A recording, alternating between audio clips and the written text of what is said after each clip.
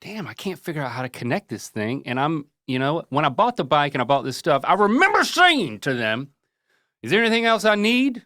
I want to make sure I got everything. Well, there's something that I needed, and it's the piece that goes between the CO2 cartridge and the valve so that I can pump up the tire. So I couldn't pump up the tire. And instead of it being half flat, because I think that when I went off the bike, it's not like it hit a rock and busted. The side, like going sideways. You took it off of the It took it off of the rim. It pulled it off of the rim, let a lot of air out, and then popped back onto the rim. So if I could have pumped it back up, it would have been totally fine.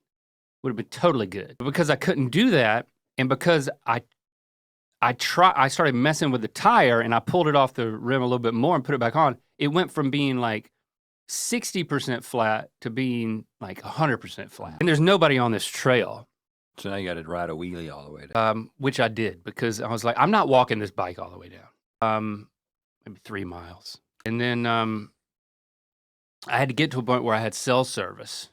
And then my phone was dying, and I called Christy. I'm like, my phone's dying. I'm gonna give you this information before my phone dies because I need you to pick me up at the bottom of this trail, and I'm gonna drop a pin to the location. Okay, hold on. Series of unfortunate events. And it could have been a lot worse. So I dropped the pin, I tell her the story, and then I do get down there to the bottom, and like, she pulls up, and she's like, you're bleeding everywhere.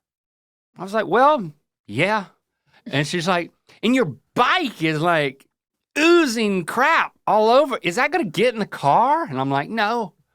So it's like, there's not gonna be any blood or white tire gunk in this car. I wasn't telling you the story because it's so recent, y'all.